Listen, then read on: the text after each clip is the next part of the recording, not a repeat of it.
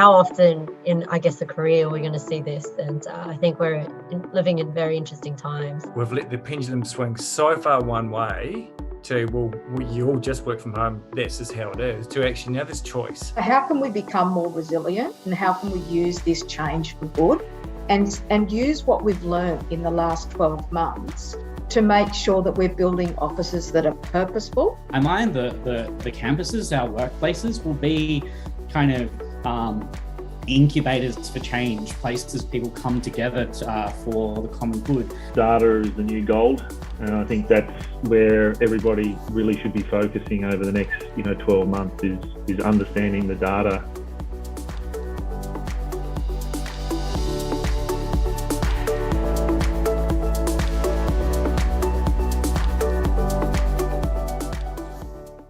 I would like to welcome everybody to this webinar. It's fantastic to have you joining us today to talk about workplace strategy and innovation in the technology sector.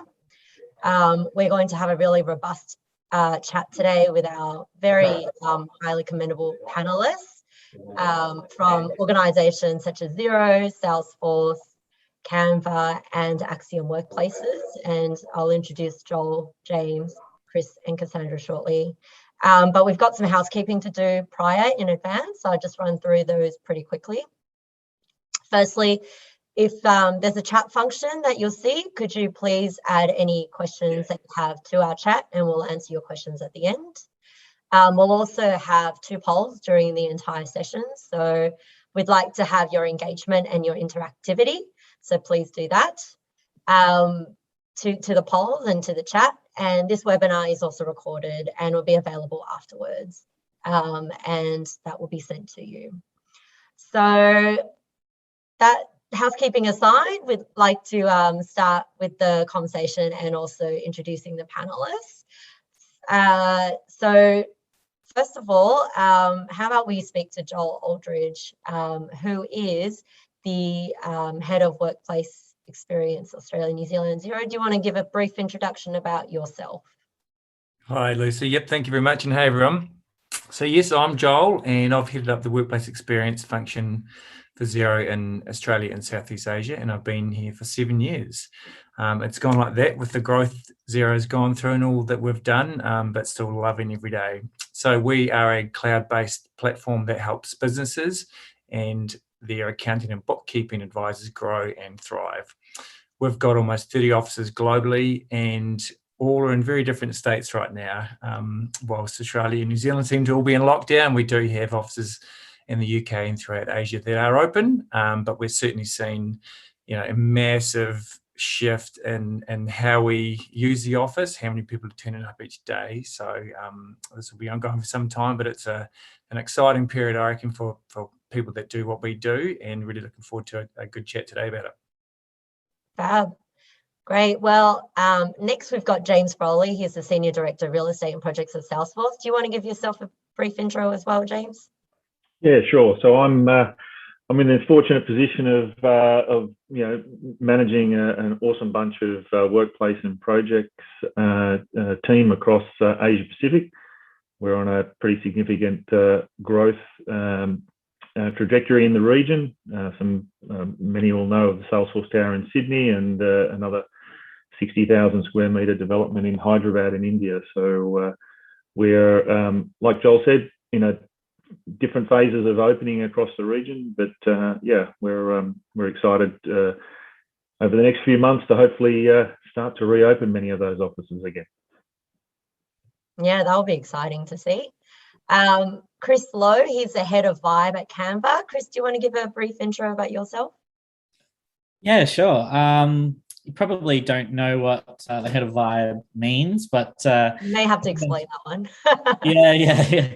Essentially, I have a global role. We look after 3 kind of main buckets of work: the workplace experience, our spaces, property and real estate facilities, things like that, and also social responsibility at Canva. And our kind of unifying mission that we have in the Vibe team is to build a workplace that cultivates Canva's culture and inspires us all to do our best work. So yeah, that's what I do, and it's incredibly fun, incredibly challenging. We have one of the fastest growing companies in the world, and yeah, lots of excitement ahead. At the moment, like our offices are in various states, from Beijing, that's fully open at the moment, to very harsh lockdowns in other locations. So yeah, I'm in one right now. I'm in Sydney. And Cassandra Kirk, she's the head of design and strategy at Axiom Workplaces. Can you give yourself a brief intro? Yeah, absolutely. Thank you, Lucy. I'm in a very privileged position at the moment where we're working with so many different organisations in many different sectors to look at how they are reformatting or re-evaluating their workplace given the situations of the last 18 months. It's an amazing opportunity. I'm hearing lots of really amazing and innovative ways of how organisations are actually doing that. I really strongly believe that the design of a workplace and the built environments is fundamental in supporting how organisations can work, whether it be hybrid, whether there be a large percentage of people that actually aren't in the office and are working from home. And this is a really challenging time, but we have such a wonderful opportunity in this environment that we're currently in. People are just so adaptive, and they're so ready to change, and they're ready to try something new. Yeah, I agree completely, and agree with that as well, because we are in such unprecedented. Well, I hate using that word. We're in such different times. And certainly our workplace experience has changed a lot, especially in the technology sector that we do work in. Yeah. So I'd like to start off our questions here. So looking into the future, what further innovations might we see? Can you share a little bit of change that your company has experienced, whether process, habits, or team experience, since the disruption in the last 18 months? So perhaps we can start with you, Joel. Look, there's that reaction we all had to go through last year, right? And as a business, our product is cloud-based, and so of course internally that's how we've always worked. So everyone was already on a laptop and really well, I guess, geared up to work from home. But the longevity of it was just really hard to comprehend. And the longer it went on, the more we realised that we were really just doing what we could to survive, and to move to actually thrive in this situation. When we've had people in the States 500 days working from home, that's mind-boggling, right? And so it did actually take a few months for us as a fairly big business, but also a business going through some really intense growth, to be able to, I guess, pause that ship and shift some things in our internal processes. So whether it be some of our internal IT teams or within my team, how do we go and onboard 800 people in a completely remote situation where actually we're our laptops, and how do we get them? So really small practical stuff that turns into a barrier to actually achieve what we need to achieve as a company. So, really fascinating. But I think, working incredibly collaboratively with the key teams and truly challenging what it is that we're doing, and making sure we are focusing on the right thing and being prepared to completely flip what we've done in the past.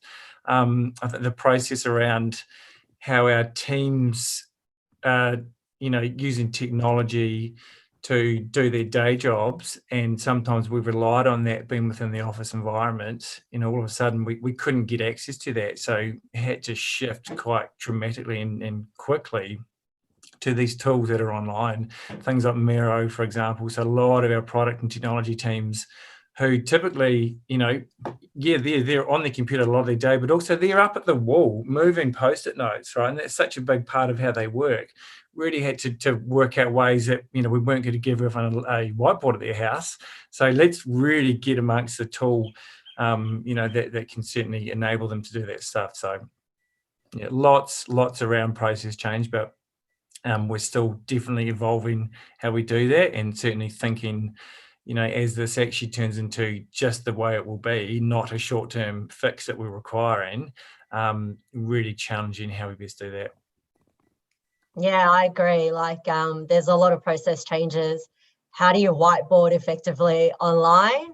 That's definitely very tricky. I agree. What about you, James? How are things at Salesforce? Has there been a lot of changes that you've seen in the last 18 months as well? Yeah, I mean, sometimes Salesforce has often been described as an events company that has a bit of software attached to it, because we are, in the pre-COVID days, we were holding events and customer meetings and all sorts of things. And one of the things that we really tried to do was make our real estate sort of part of our culture experience, like many organizations do. And that's, you know, represented in, I guess, the Salesforce Tower projects that we've got, that we have built and that we're continuing to build, and pretty large investments in Sydney and San Francisco and so on. And then we're up to 10 towers either built or under construction.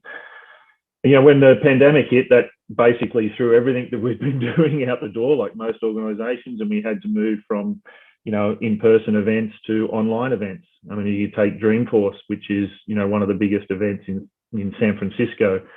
You know, I think 100,000 people attend that 4 days towards November of each year. I mean, last year that went completely virtual, and this year again, it's challenging. There's going to be just 100 or 150 people attending that, and the rest will be all again virtual. So we've changed the way we do business. You know, we've, as I said, brought Dreamforce into the lounge rooms of all employees and customers. We've brought and built new technology like work.com. So that's a product that we built basically within the days after the pandemic hit, and that helped us ensure that in those offices that were open or were reopening, we had some opportunity to collect data about the health of our employees and customers coming into the space. We've created Vaccine Cloud, which is again another product that we're selling to customers that will help businesses track customers and guests and those that are vaccinated, to ensure that when you do come into your office, you're attesting to your health, if you like. So we're using all those that new technology and experiences to sort of redefine how our office is going to be in the future. And you know, I'd be lying to say that it's done and dusted, right? This is something that is going to evolve over the next 12 months. We've surveyed almost all of our employees, and we know that 50% have said they actually are going to come back into the office a couple of days a month. Now, that's a huge change to where we were 18 months ago. And that, you know, as Cassandra was saying, is going to have some impact on the way that we design our offices and some retrofitting of it. So there's still learning, but we're introducing new technology as we go through. None of this is really even available today. So it's an exciting time, challenging time, but you know, we're sort of focused on getting to a point where, again, the safety of those coming into the office is paramount, and the business is thriving as well. Yeah, completely agree there. You know, there's so many things that we haven't even thought about prior to last year. It's like vaccines, like, you know, you have to understand if everyone's vaccinated or not. Who would have thought of that? But yeah, it's changed so much. How are things at Canva, Chris? Is your processes changed upside down as well? Any new innovations in terms of how your team? Yeah, I think things are very difficult for many of us at the moment. There's, you know, the well-being of our community is like at the top of our mind every day at the moment. You know, our team in Manila and the Manila office is having a particularly difficult time at the moment. So we're super mindful of that and responding to that rapidly and really, really carefully at the moment. But ultimately, I'm super excited about what COVID has shown us about the workplace. I think that we've obviously learned that we can be productive, and in fact, for some people, more productive in their kind of focused, personal, productive focus space. But I think it's also shown us that how important in-person connection is to being productive, to our sense of culture, our sense of community. And, you know, people miss the workplace. We've seen that a lot. Whenever we've opened, people have flooded back through the doors, and people have been really keen to be together as much as they've been able. And you know, to James's point, that this will dramatically change the physical workplace and associated design, but in a really exciting way for me. I think like it will start to really focus much more on the community, all the fun stuff about what makes an office such an exciting place to be. Really community focused things. And I've just actually spent the morning thinking about my 2026 plan for the Vibe Group globally, and you know that in my mind the campuses, our workplaces, will be kind of incubators for change, places people come together for the common good. They'll be kind of education facilities. They'll be the line between the workplace and the community will be even more blurred than it's ever been. We've learned we can work anywhere, so the workstation is no longer as relevant, and that's really exciting. I'd love to bring the community into our workplace more and create a place that is empowering not just to our team but to the whole community. Yeah. And like some of the stuff that we've done recently that's been really fun and exciting to continue to cultivate the work like culture and workplaces. Our team's turned into a pack and send, sending all these like, I think of like our nail club sending like little nail painting samples all over the world. So Nail Club can get together and paint their nails as they used to in the physical offices. Our wine club have been sending out little sample bottles of wine all over the world to come together on Zoom and maintain that sense of community over Zoom. So there's been lots of really fun and innovative things that we've done, yeah, and also like I can't help but plug Canva's team products. Like you're talking about the virtual whiteboard, the Canva's team product is, you know, a collaborative tool that allows for simultaneous collaboration, and it can be used like a whiteboard where people you know, brainstorm and come up with pretty amazing ideas together and create presentations simultaneously, which is a really exciting part of our work practice. Yeah, so. No, that's really fantastic. There's so many cool things, it sounds like. I love the nail club and the wine club. I think that needs to be implemented everywhere. Yeah, we've got about like 100 clubs doing all kinds of weird things. Yeah. Wow.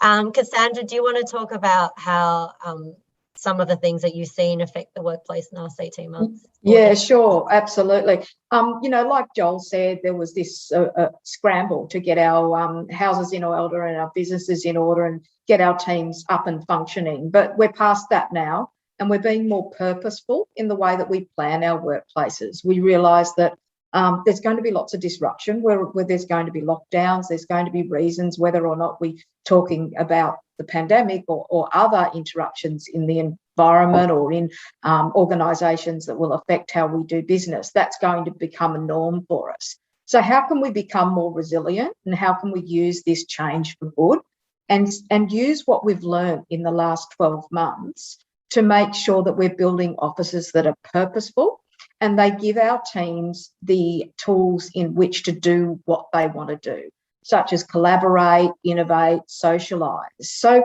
we're setting lots of built environments that support that and ensure that when people do come to the offices and the built environment, that they're getting what they need. We can focus really well at home. We all know that. We know that there's certain things we can do at home and we do it really well. So why do we come to the office? We're coming to the office for a purpose. And it takes planning as well. Leaders and managers need to plan why their teams come to the office. And one of the great innovations we're seeing a lot more of is desk booking systems, because it gives businesses the ability to see when people are in, but also it gives individuals and teams the ability to book out spaces and plan for the day that they're going to be in the office as a team to connect. So, for example, if everyone just randomly comes into the office on once a week or once a month, they're not doing what they want to do, and that's connection. So as leaders, people are planning and being purposeful in why they're coming to the office, and they're booking out sections of offices. We're creating lots of rooms for project work, and we're ensuring that the rooms that we're creating are also giving those that are home or working from anywhere the tools they need to feel equalised and participate with those of their employee peers that are actually in the office. And I have to reiterate the opportunity. We've just escalated that agile ABW environment to a point where it's a new norm. And the technology sector has always been very adaptive and really ready for change. And I've got to say, we're watching this group to see what they're doing in the future and how it might filter down to some of the more traditional organisations, you know, legal or finance, for example, because this technology sector is so innovative. And some of the things that Joel, James and Chris have just mentioned are going to be at the forefront of so many of the new built environments that we're creating. Yeah, I agree. And the purposeful environment, I think, is going to be incredibly important. You know, reasons why we go back to the office, but also if we're going to be working from home, what are the purpose and reasons there? So that leads on to the next question. I think a few of you touched on it now, is that it seems like there's a bit of a hybrid, but how do we create more immersive experiences or environments or collaborations within the workplace for those who are also, if we're in this hybrid state with at home, how do we do that as well? So do you guys have any ideas? Is it reliant on equipment, or is it leadership strategies, or anything else? So do you want to start us off, Joel? Yeah, look, I think it's multifaceted. So if I think about the design of a workplace, yeah, of course we need to make sure that's best set up to meet the needs, and those needs have definitely changed, and we're still like truly trying to understand that. And I don't think anyone actually can come and tell us what that looks like yet. We're taking the approach, well, we need to best understand our people. So there's a huge amount of work that we're doing to understand how our people are working, and not let them tell us what they want. We need to understand, well, what are they doing and how are they doing that? And then I think that's where we can start responding by, well, whether it is something within a workplace that we can change and design in, you know, really think about that process and how can we make sure we can seamlessly let them do that thing, whatever that thing might be. That's once we understand that, it's relatively easy to deliver that. I think it's actually the challenge for all of us is around, well, how do we as a business, you know, thinking about strategy and management techniques and leadership, how do we really support that change in how we're working? Because I think that's the challenge that I'm certainly seeing is, you know, we've let the pendulum swing so far one way to, well, you all just work from home, that's just how it is, to actually now there's choice. And how do we really balance that strategic, you know, initiatives and really the businesses needing to do something? How do we do that? But also make sure we can allow for some flexibility, because that is important. And to Chris's point, we needed to go through that, right, in culture. And I'm glad that we've done that. But I feel like it needs to swing slightly back towards the other way, where there are still the priorities of the business, and how do we, with really, you know, pretty amazing aspirations to achieve great things, how do we do that, but also maintain the things that are really key to us? So things like culture, for example, whilst that was probably quite straightforward for all of us to create these environments and hubs of great people doing great things and a really awesome, cool company culture, when you're doing that through osmosis, you learn and you're seeing it, it's the behavior that's just surrounding you all the time. Well, now, if we don't necessarily have that situation to do, how do we really immerse new people into this culture when actually they never get a chance to be around a whole lot of people? It's only the people that they're engaging with online, you know. And I think that to me is something that we have to continually consider, you know, while certainly within our remit, it's the workplace and its experiences, it's that connection to training our managers. How do we effectively onboard? How do we continue to train new staff in this different setup? How can we work, like hire fully remote people now? We are advertising for fully remote roles. Now that changes a lot for how we are as a business. And I think that's a good thing. It's a really great thing. But also there's a potential cost and impact to that. So making sure we still have that at front of mind while we're, pretty aggressively trying to achieve awesome stuff. Let's not forget that we need to get all of our people on the same page as far as all our company values and really demonstrating that and how we work. It's really hard to get that balance right? So in terms of done hiring as well, and onboarding all this year remote, it's been really hard. It's like, you sit all day on Zoom calls and online webinars, and my eyes are exhausted by the end of the day, to be honest. So well, it is. And you don't have the hundreds of people around that person. Yeah, and learn from. You wouldn't normally have to orchestrate those connections. It just happens naturally. And so, we don't get that to happen easily now. And so it needs attention to do that. And I think that's a really key focus that we need to have. Yeah, agreed. What about you, James, at Salesforce? How do you balance between the immersive workforce, but then also a working from home component too? Yeah, look, it's been really, I stepped back a bit. This morning, Salesforce, had its earnings call for the quarter, and we've had another amazing quarter, record quarter. So the work from home hasn't affected the way that our results have been driven, and that's an amazing outcome. The challenges that we face is that, this year alone, we've welcomed nearly 15,000 new hires to Salesforce from all acquisitions, from backfilling roles and new roles that are coming up across the region. And every one of those has a culture that they've been with in the previous companies that they've worked for. And Salesforce has been, it's one of the things that we like to do. Our onboarding is really significant. In years gone by, we would send people to San Francisco for their onboarding. And so that's now all done remotely. And we've had to actually really look at how that is being done so that we can continue to build on the Salesforce culture. The other part to, the sort of productivity and the cultural aspect of the business is that, as we asked employees to flex from being in the office pre-pandemic to moving to home, we're also now sort of saying to employees, look, I think you need to consider the who, what, and why before where work happens. So it's really employees looking at what they're doing, with whom, and why they're doing it, before even jumping in a car or on a train and coming into the city to be in an office. So we're asking them to do that, and that could be at home, could be at a customer site, it could be at a cafe, it could be at the beach.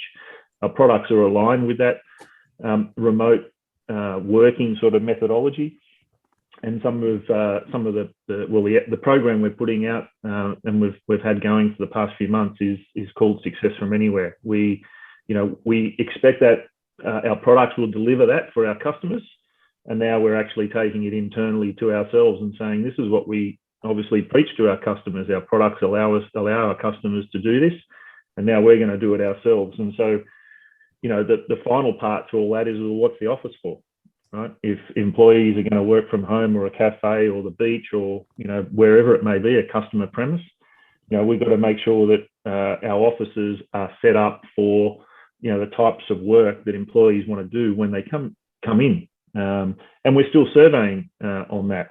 But definitely we know we're touching on, potentially a reduction in desks. Now, a reduction in desks doesn't necessarily mean a reduction in work points. We might replace that desk with a different piece of furniture that allows more collaboration. Something that's dedicated to teams coming in. We know we've got meeting rooms and all that, but at the end of the day, there may be different functionality that's required for different teams. Salesforce has a pretty large, obviously Salesforce. We have a very large engineering or research and development team, and they do their work differently. But again, we've been very successful in remote working in the past 18 months. And so we see that will continue. and to get employees back into the office, there will be, you know, a purposeful meaning to doing that. Yeah, that's a lot of hiring. 15,000, blimey. It's huge. Yeah, huge. Yeah. All online too. Jeez. Chris, how about you? How do you balance out between a collaborative workplace, like you mentioned already, but then also the working from home and remote, and if that's even possible? Yeah, so look, we recently released a kind of future of work model or like communications that's focused on, you know, balancing flexibility and connection, in-person connection. And as I said, you know, the office will still provide a really important function for our workplace, but we're kind of offering our community full flexibility to come into the offices whenever they like, as often or as little as they like. And Canva is already a really dynamic organization, moving incredibly quickly, working, you know, really agile work practices, you know, focus on goals rather than, you know, high levels of structure. So all of this kind of unknowing and lack of kind of clarity provides a lot of challenges for us, for sure. And what the really key thing that like stands out to me is that we now need to know where our team are, and more than ever before, at any given moment. What are their preferences? How do they want to work, and when are they planning on coming together? We give full autonomy to managers to organize their own team moments of connection at will, but how does Vibe support that?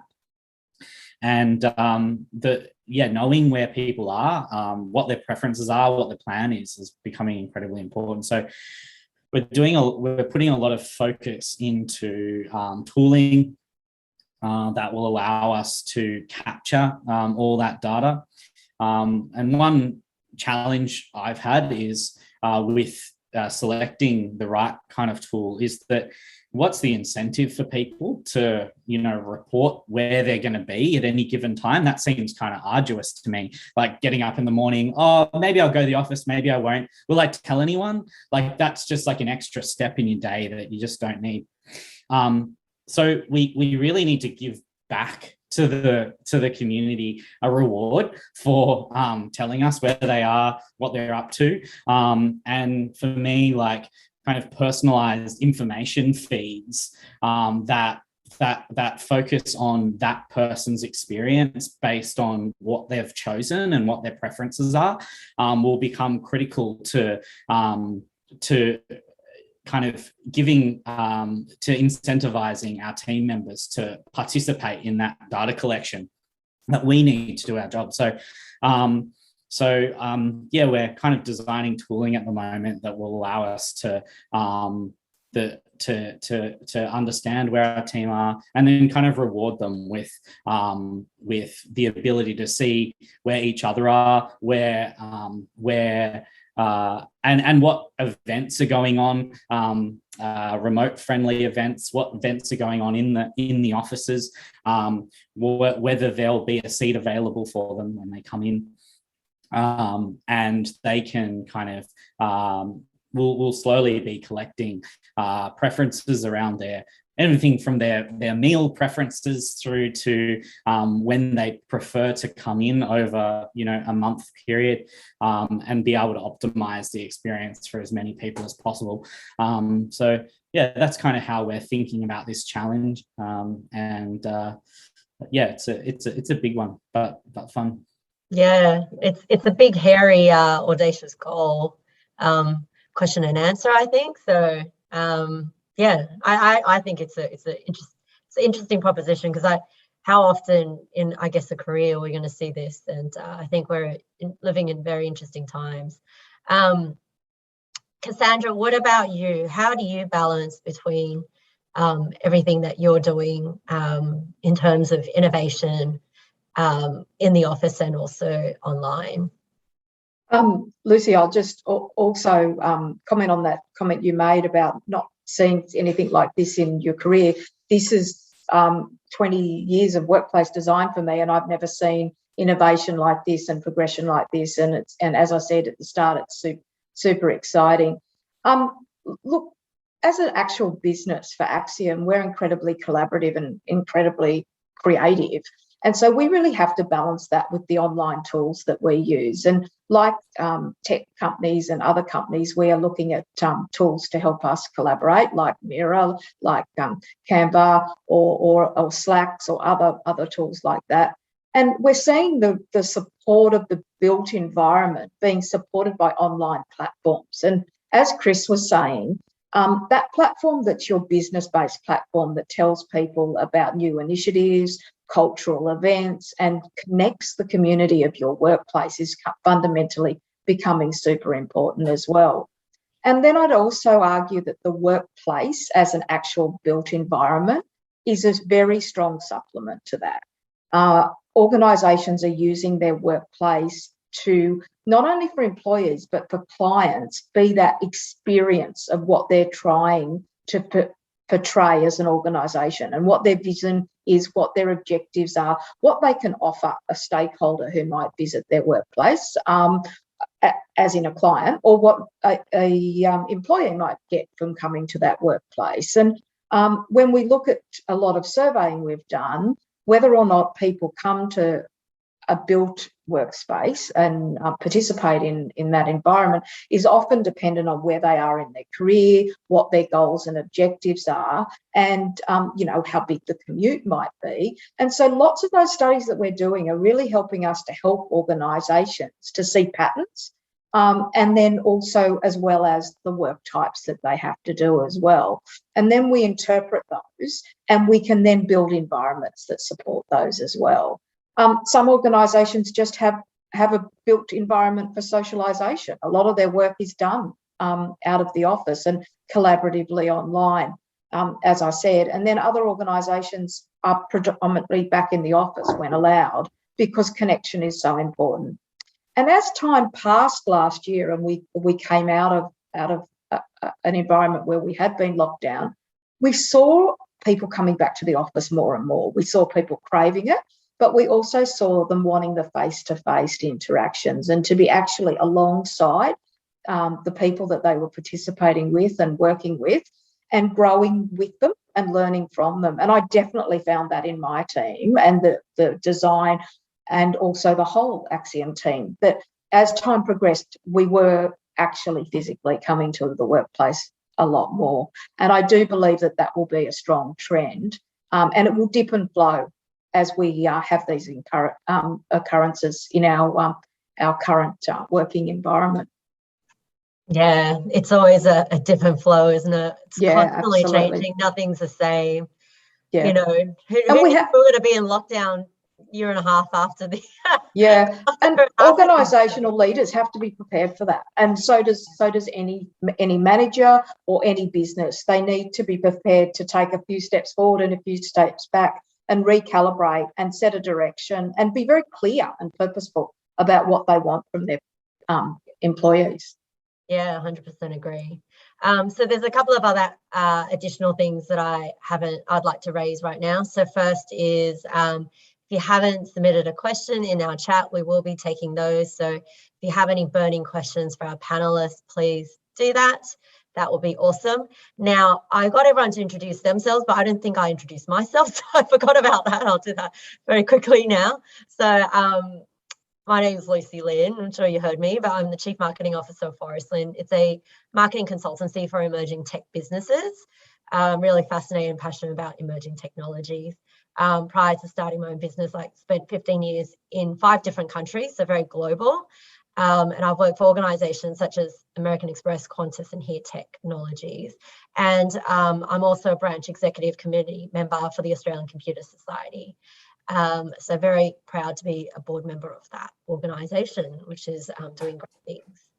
Now, just to make sure we're all awake and engaged, I'm going to launch a couple of polls and get your feedback, so you're not just sitting there listening to us chatter. So if we want to bring up the first poll, there you go. So please put in your response. What is your primary method for tracking occupancy or utilization of your office space? So it's a single choice. So primary method of tracking occupancy or utilization, is it a swipe card access? Is it desk booking system? Is it sensors, visual headcount, or you haven't started tracking yet?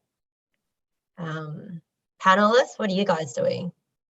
Very rudimentary access tracking at the moment, but it's yeah, as I said just before, it's becoming a real key focus for us to develop that further.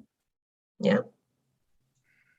All right. I think we're almost ready for an answer. Want to display that?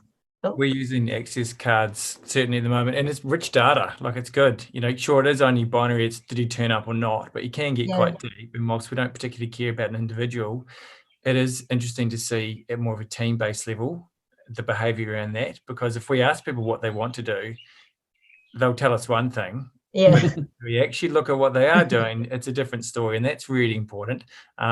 We are looking at and globally rolling out a solution where we can use sensors to truly understand. And of course, that comes with a commitment that we will look at that data and use it. Yeah. But we're excited about that. Well, there's a few interesting answers here. So a third is using swipe card access as well. Definitely think the weather report is an important feature in That's predicting. Right. If it's it's raining, like this week, doesn't matter what they said. The office, no way. In Sydney, anyways, it's been a lot. All right. So if we want to go to the next poll question, changing your office space. Given the changes, the way we work, do you envisage making any changes to your office space design layout to better suit future business objectives and to attract staff back to the office again? Yes, I'm going to modify existing office space. Yes, I'm going to relocate and expand the office. Yes, I'm going to relocate and downsize the office. And then no changes necessary. Now, I know, James, you're building a massive Salesforce tower. Is that still a good idea? Or are people still working from home? Well, fortunately, we're still a year or so away from more than a year, 18 months away from actually being able to occupy it. So we've got a bit of time to entice employees back into the office. But again, it will be, the focus is more towards what you're coming into the office to do. As Chris pointed out, we're from a community perspective, we're building multiple floors that we will allow our charitable and charitable businesses come in and use for their purposes at night. Employees want to, we've got a big organisation around giving back to the community, and so employees love that aspect of our tower projects. And then again, it will be, we're looking at our design right now to work out whether, it shouldn't be a sea of desks. It needs to be other collaborative furniture and other features. So it's a work in progress, but we've got to draw a line in the sand at some point so that we can start building it. But we're holding on to that line as long as we can, so that we get it right. Yeah. James, it's a fabulous opportunity, isn't it? In the past, organisations have had workstations for every individual.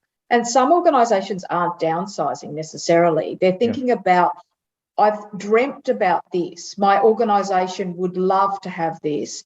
We could work better if we had this. And now there's the opportunity to do that. And so it's a lot of re-looking, reassessing, and coming up with the solution that's right for you at the time and future. Yeah, absolutely. Yeah, agreed. So looking at the poll results, we've got almost 50% is going to modify existing office space. Wow. 20, so a quarter or a fifth is going to relocate and downsize, and another fifth is no changes necessary. Very interesting stuff. Now, in between, we've also received some really great questions from our audience. I think a lot of it is around morale, so maybe it's something that we can touch on. Got a great question from Kelly. How much do you think the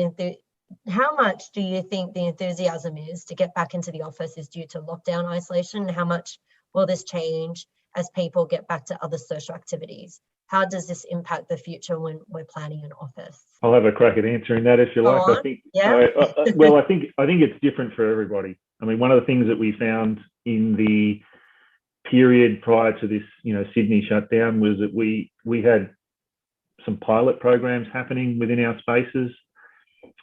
We made some changes on a couple of floors, and we left some existing floors just as it was. And we found it was quite, well, it probably wasn't strange, but we had a lot of millennials on a particular floor, and we found that, that age group were happy just to come into the office and get some work done because, they were living in shared accommodation. They also felt like they needed to be in the office to do, to get further training. They may have only been with the organisation for a few months. And so there was a real focus of coming back into the office and learning more, working closely with their managers and the management team. And they showed up in pretty significant numbers, whereas, other groups, those that had young children didn't show up very much at all because obviously the constraints around managing kids and schools closed and those were the challenges that they were facing. People who lived a long way from the office just chose not to get on public transport. So there's a big gap or a big analysis that needs to be done on who's going to come in, when, how often, and I think that we're still looking at all that data to enable us to build the right size space and the right number of desks and the right collaboration areas and so on and so on. So I think there's a huge data collection that still needs to be done across many organisations to understand that. Yeah, design is typically something that is something that's innate, and it's something that you might even consider to be a little bit fluffy in its creativeness and the way that we action it. But what we're seeing is a lot more data collection, and we're seeing a lot more substantiated strategies for businesses, and how strategy is determining what businesses are going to do in the future is becoming really critical and very important. And it will substantiate why you're making the change, and it will help organisational leaders actually have the facts that they need to go to their boards and their executives and say, this is why I want to do this. And then, as you said, James, lots of pilot studies as well are validating that and commending all those businesses that are doing that and being forward thinking. Like we've had offices fully open, and we've seen kind of spike of people rushing back when the excitement of the office reopening comes. But we've also seen things, go up to kind of like 80%, and then back down, settle at about 60%.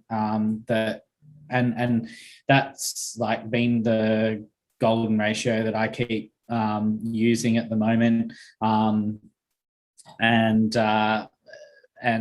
yeah, I don't think it will be right always, but we've got to go with our best guess, right? We've got to plan buildings for years to come, and we have to build something, and building in flexibility into that design will be incredibly important to the success of those facilities. So yeah, I've been very I've felt very comfortable after seeing the ebbs and flows in our various offices around the world, that the office will remain really important. And yes, there was great peaks, but it did settle at a ratio that you would kind of expect. So yeah, that's been my experience so far. Great. Well, another question we have is around connectiveness. So what's your greatest engagement success or strategy in terms of promoting a culture of connectedness, you know, online or in the office now, in this hybrid environment?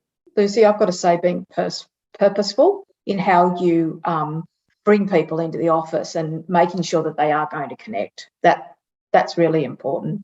But also making sure that whether you're in the office or working from another environment, it's inclusive of everybody, and that everyone has the ability to participate evenly. So, and everyone who's working towards something wants to feel validated and that they're contributing.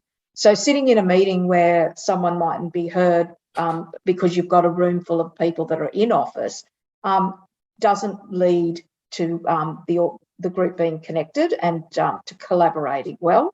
So we're seeing lots and lots of initiatives that are behaviour-based that help businesses to get to that point where everyone's participating and everyone's being heard and is connecting.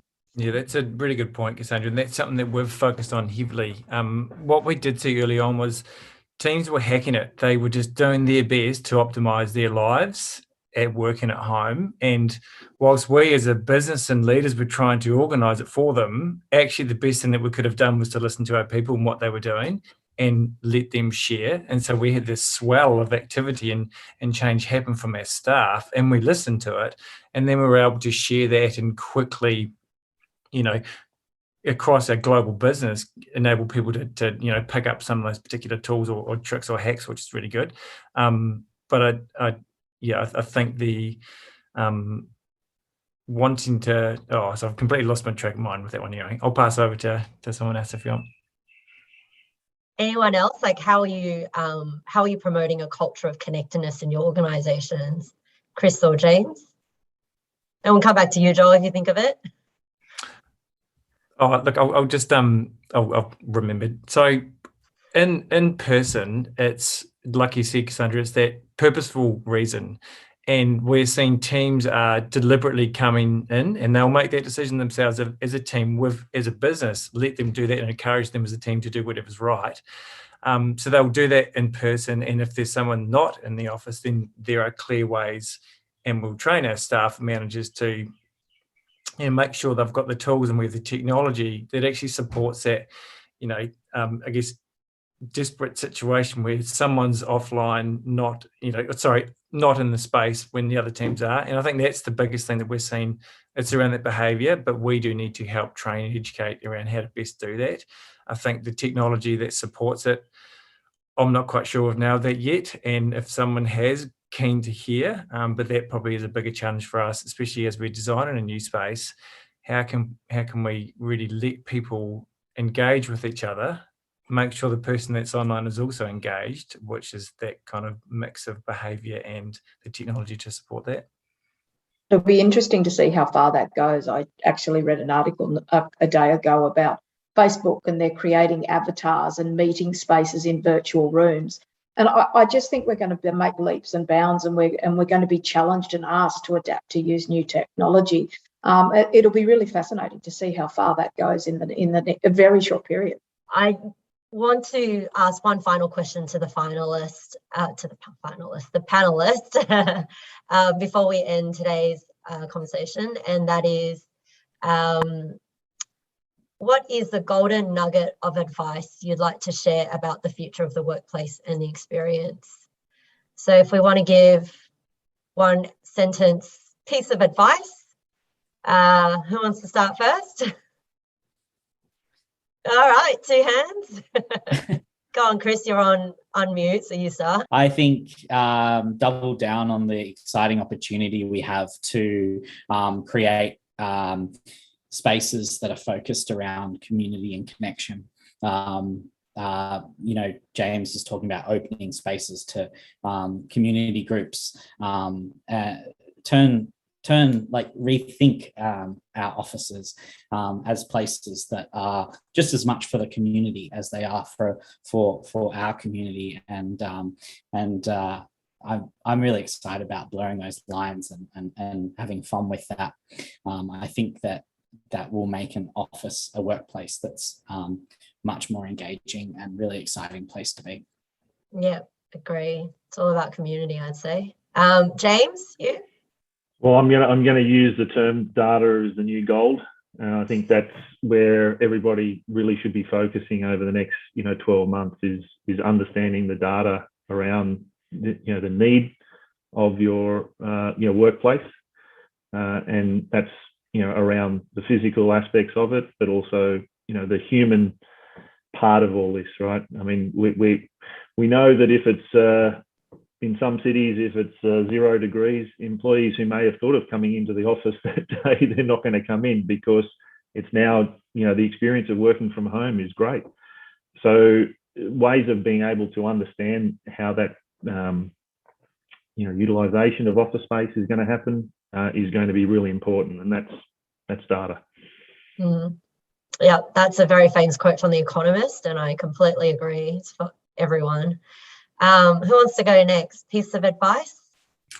Look, Joel? I think to also expand on that, James, it's the data that we get from our people. So that's certainly a big focus for us right now, is just to talk and engage and watch and truly observe, not just ask them what they want. Like I said before, it's like actually, how are they doing what they're doing? And that probably has been the most powerful thing for us to help them design something new for them, and being prepared to challenge what we do. Because we can have ice cream every day, but is it necessary? What about you, Kath? Look, I have to say, use that data, absolutely, but be deliberate in what you're trying to achieve with your workplace. Think about why you want people to come to the workplace. Curate the spaces that are going to support individuals and when they are in the workplace, and make sure that it supplements and supports all those people that are working from anywhere as well. And then finally, create a magnetic appeal. Do something amazing or something wonderful that's going to give another reason for people to come into the office, and it's going to make them want to get out of bed and commute to the office, or on that rainy day get out their umbrella and connect with people, because togetherness is going to be key.